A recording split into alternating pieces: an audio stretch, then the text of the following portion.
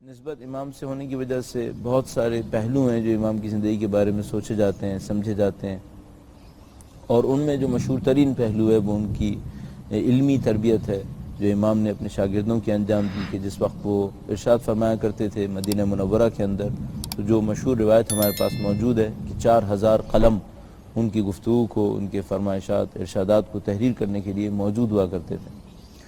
ظاہر ہے کہ یہ 4000 افراد سارے کے سارے اہل بیت اطہار علیہ السلام کو مقام امامت اور مقام عصمت میں قبول نہیں کرتے تھے۔ اس کے اندر حتیٰ کچھ لوگ معاندین بھی ہوتے تھے، مخالفین بھی ہوا کرتے تھے، لیکن بہرحال امام کے علمی پہلو سے سب استفادہ کیا کرتے تھے۔ 4000 بہت بڑی تعداد ہوتی ہے اس زمانے میں بھی، اور آج کل کے زمانے کے حساب سے بھی بڑی تعداد ہے، لیکن اس زمانے کی آبادی کے تناسب کے حساب سے تو بہت بڑی تعداد بنتی ہے اگر کوئی وہاں موجود۔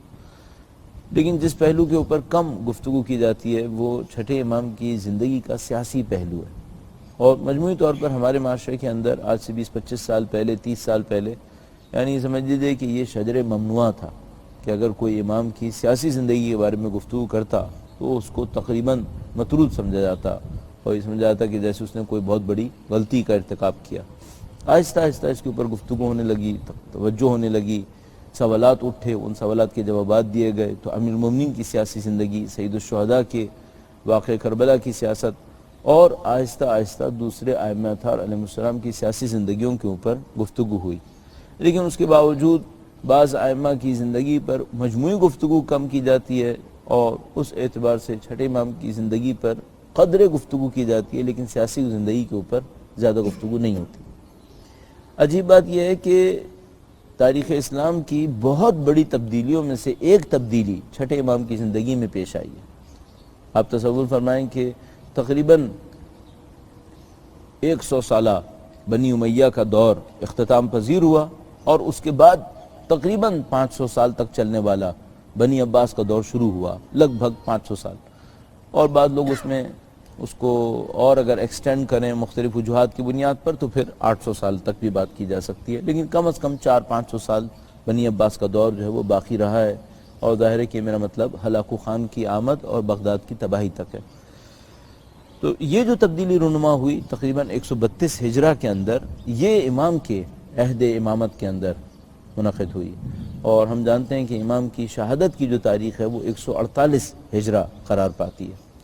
تو یہ جو دور تھا کہ جس میں مثال کے طور پر امام کی زندگی کے اندر، امام کی حیات طیبہ کے اندر یہ سیاسی تبدیلی بھی رونما ہو رہی تھی، امام علمی تحریک بھی چلا رہے تھے، اور امام اسی زمانے میں بہت بڑے ایک سیاسی سوال کے سامنے بھی موجود تھے اور اس کا جواب دے رہے تھے۔ وہ سیاسی سوال میرا اپنے خیال ہے آج کے زمانے کے اعتبار سے بہت بڑا سیاسی سوال بنے گا، میں اس کو عرض کرنے کی جسارت کروں گا۔ درود بھیجے گا محمد و آل محمد۔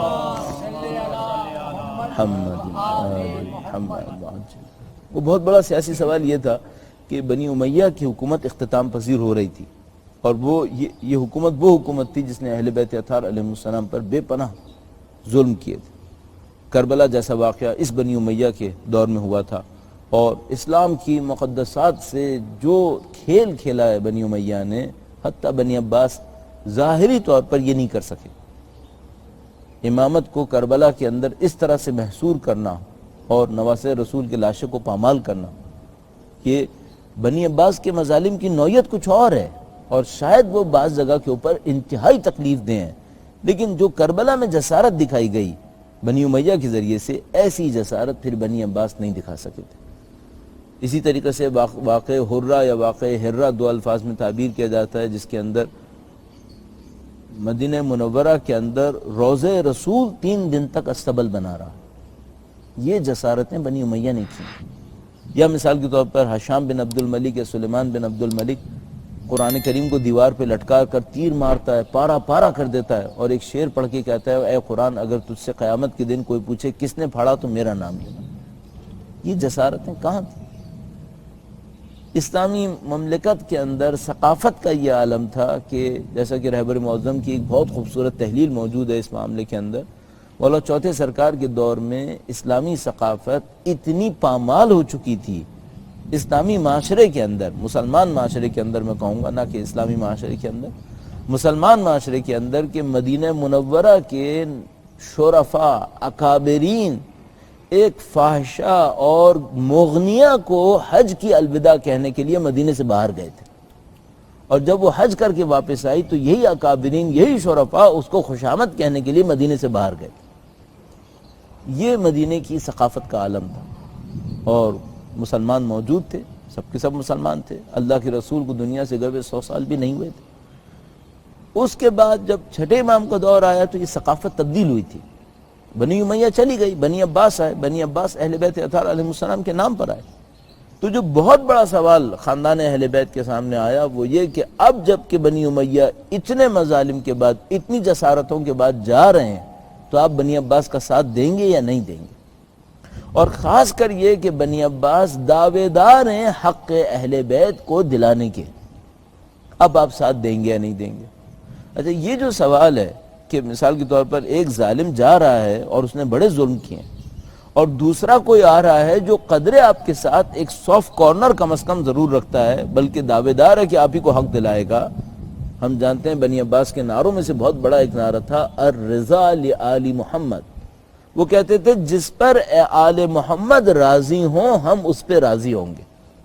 اچھا، یہ نعرہ جو تھا یہ بہت ہی مکارانہ طریقے سے لگایا گیا تھا، الرضا لآل محمد، جس کے اوپر آل محمد راضی ہوں ہم اس پہ راضی ہیں۔ اب جیسے میں اور آپ اپنے انوائرمنٹ کے اندر اس نعرے کو سنیں گے تو آل محمد سے ہم کیا تعبیر کریں گے؟ نبی کے نام پر درود بھیجے گا، محمد و آل محمد و آل محمد۔ جیسے کہ ابھی آپ نے درود میں بھی ارشاد فرمایا، نبی کا نام لیا اور ان کی آل کا نام لیا، تو آپ جیسے آپ سنیں گے الرضا لآل محمد، جس کے اوپر آل محمد راضی ہوں، تو آپ اس سے کیا سمجھیں گے؟ تو ظاہر ہے آپ آل محمد سے سمجھیں گے جس کے اوپر اولاد نبی نواسہ رسول جس پر راضی ہوں گے۔ بنی عباس اس کا ارادہ نہیں کر رہے تھے، بنی عباس اس کے مقابلے میں اپنا ارادہ کر رہے تھے، وہ اپنے آپ کو آل محمد میں سے قرار دینا چاہتے تھے، لہذا اپنی رشتہ داری کو جو حضرت عباس رسول خدا کے چچا کے ذریعے سے انجام پا رہی تھی، اس کی بنیاد پر اپنے آپ کو محمد و آل محمد کے دائرے کے اندر شامل قرار دیتے تھے۔ اس کے اوپر ایک مکالمہ بھی موجود ہے بنی عباس اور اہل بیت اطہار علیہ السلام کے درمیان، کہ نبی نے، اہل بیت نے ان کو بتایا کہ تمہارا کیا مقام اور ہمارا کیا، اور کیسے یہ مقایسہ ہو سکتا ہے یا نہیں ہو سکتا، لیکن بہرحال یہ نعرہ اس مکاری کے ساتھ لگایا گیا تھا۔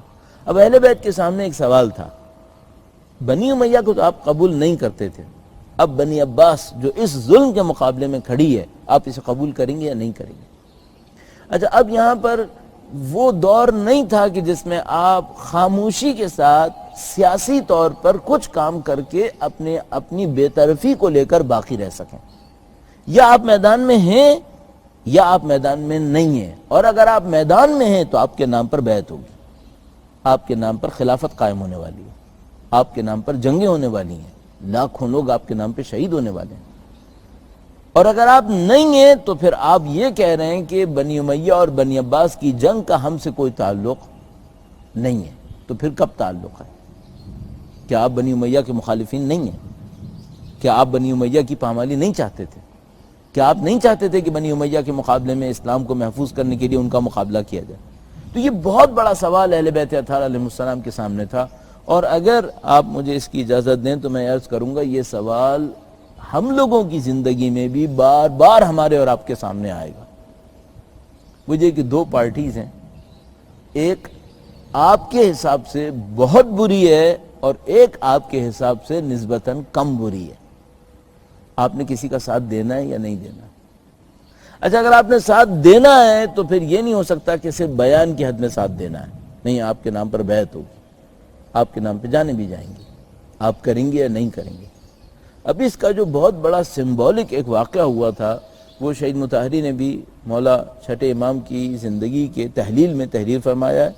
درود بھیجے گا، محمد و آل محمد صلی علی محمد آل محمد۔ بنی عباس نے چھپے بندوں اپنے نام پر بیعتیں کرنا شروع کر دی تھیں۔ یہ تقریباً 122 ہجرہ کا واقعہ ہے، بہت عجیب علامتی واقعہ ہے۔ 122 ہجرہ میں مولا پانچویں امام کے زمانے میں ایک موقع کے اوپر ایک میٹنگ منعقد ہوئی ہے۔ اگر میں اچانک بولتے بولتے اپنے ذہن میں ڈر گیا یا ڈر رہا ہوں کہ میں پانچویں امام کا نام لوں یا چھٹے امام کا نام لوں، میں کنفیوز ہو رہا ہوں. میرا اپنا خیال ہے کہ چھٹے امام کے زمانے میں ہے. شاید جو مجھے یاد آتا ہے 118 کے قریب پانچویں امام کی شہادت ہے. میں اس وقت اچانک اپنے ذہن میں بالکل بلینک ہو گیا ہوں, اس سے نہیں یاد آپ کو پا رہا ہے کچھ, ابھی میرے ذہن میں نہیں آ پا رہا. میرا اپنے خیال ہے چھٹے امام تشریف فرما تھے. جو مجھے یاد آتا ہے کسی نے کسی کے کندھے پہ ہاتھ رکھ کے تشریف لائے تھے روایت کے مطابق.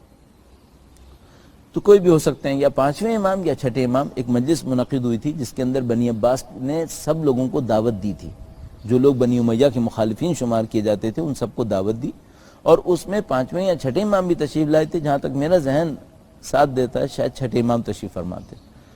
یہ لوگ موجود ہوئے اور بنی عباس کی طرف سے کھڑے ہو کر یہ کہا گیا کہ ہم بنی امیہ کی حکومت کے خلاف معرکہ شروع کر رہے ہیں, آپ سب لوگ ساتھ دیجئے, اور ساتھ دینے کے بعد جس پر اہل بیت راضی ہوں گے ہم ان کی حکومت کو قائم کر دیں گے. امام تشریف فرما تھے, اور ادھر ہی یہ بھی ہوا کہ بنی عباس نے اپنے آل اولاد میں سے ایک شخص کا تعارف کروایا کہ یہ وہ مہدی ہیں جن کے آنے کا وعدہ کیا گیا تھا. ایک مہدی نام کر کے فرزند وہاں موجود تھے جو بعد میں شہید ہو گئے, مارے گئے تھے. ان کا تعارف کروایا گیا تھا کہ یہ وہ مہدی ہیں جن کے آنے کا وعدہ بھی کیا گیا تھا. البتہ برسبیل تذکرہ عرض کرتا چلوں کہ امام آخری امام کی ذکر کو ہم پورے تاریخ اسلام کے اندر قبول ہوئی بھی حقیقت کے طور پہ دیکھتے ہیں. اب آپ تصور کریں 122 ہجرہ کے اندر بھی جب 12ویں امام کا نام لیا جا رہا ہے تو یہ وعدے کے ساتھ لیا جا رہا ہے کہ جن کا وعدہ کیا گیا تھا, اس ریفرنس کے ساتھ لیا جا رہا ہے. اتنی قبول شدہ حقیقت ہے یہ.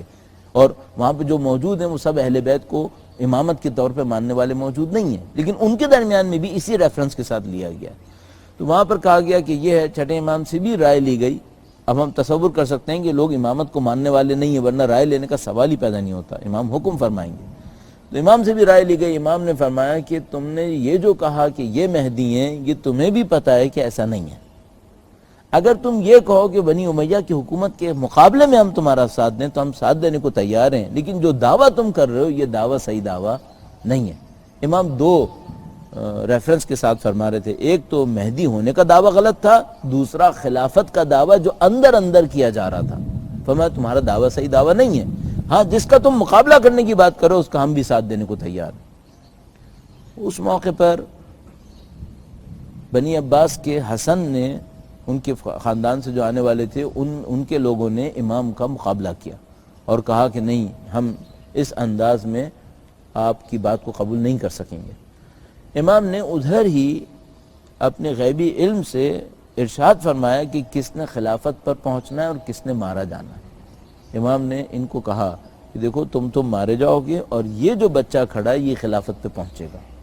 امام نے اس طرح کی باتیں ارشاد فرمائی اور یہ کہہ کر وہاں سے وہ تشریف فرما ہو گئے. بنی عباس اچھی طرح جان گئے تھے 122 کے بعد کم از کم کہ اہل بیت اطہار علیہ السلام ہمارے دام میں نہیں آئیں گے اور یہ ہماری بات کو قبول نہیں کریں گے. لیکن بنی عباس نے چھپے بندوں اپنے راز کو اپنے اندر محدود رکھا اور کھلے عام الرضا لآل محمد کا نعرہ لگاتے رہے اور لوگوں کو اس کے نام پہ جمع کرتے رہے. یہاں تک کہ جو بالکل حساس موقع آیا وہ ایک ایسی جگہ پر آیا جہاں بنی عباس کے ایک کمانڈر نے چھٹے امام کو ایک خط لکھ کر بھیجا. بنی عباس کے دو کمانڈر اس زمانے میں بہت مشہور تھے, ایک ابو مسلم خراسانی نام کر کے تھا اور ایک ابو سلمہ خلال نام کر کے تھا. یہ دونوں کمانڈر بہت مشہور تھے اور ہر کمانڈر کے پاس 2.5 لاکھ 3 لاکھ کی فوج ہوا کرتی تھی. آپ 2.5 لاکھ 3 لاکھ کی اس زمانے کی آبادی کی تناسب میں آپ فوج کی طاقت کا اندازہ لگا لیں کہ یہ کتنی بڑی فوج ہوا کرتی تھی جو ان کمانڈرز کے پاس تھی.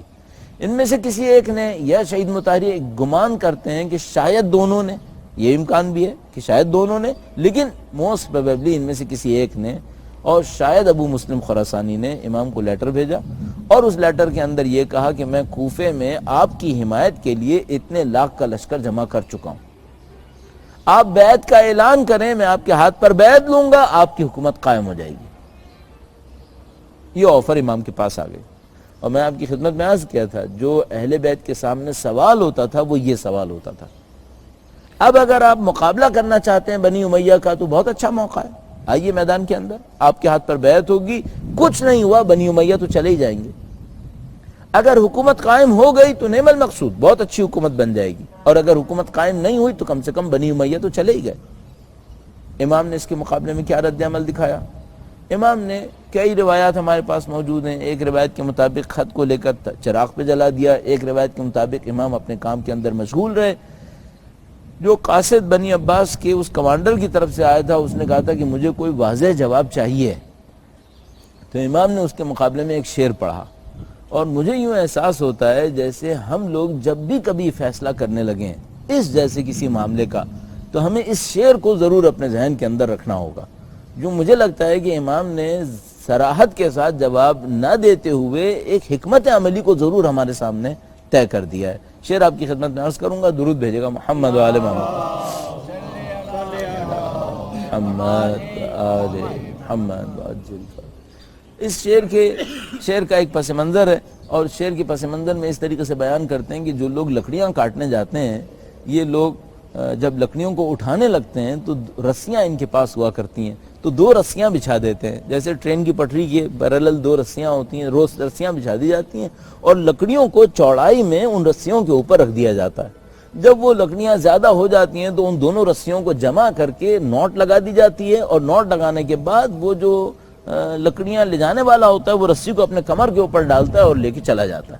اور 2 رسیاں اسی لیے ڈالی جاتی ہیں کہ ایک کندھے کے اس طرف سے ایک کندھے کے اس طرف سے لٹکی بھی ہو، اور ان کو پکڑ کے لے جائیں. جنہوں نے کبھی زندگی میں رسی کاٹی ہو، لکڑیاں کاٹی ہوں، ان کو بہت اچھی طرح یہ پتہ ہوگا. تو یہ جو رسی پھیلائی جاتی ہے، یہ لکڑیاں کاٹنے سے پہلے پھیلا دی جاتی ہے، اور ایک ایک لکڑی کاٹتے رہتے ہیں اور اس رسی کے اوپر، ان دونوں رسیوں کے اوپر رکھتے رہتے ہیں.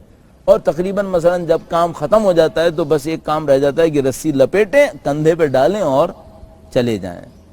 تو امام نے ارشاد فرمایا کہ تمہارا سوال ایسا ہی ہے جیسے میں صبح سے شام تک لکڑیاں کاٹوں، رسی کے اوپر ڈالوں، اور جب لکڑیاں اٹھانے کا ٹائم آئے تو پتہ چلے کہ رسی کسی اور کی تھی. رسی کسی اور کی تھی.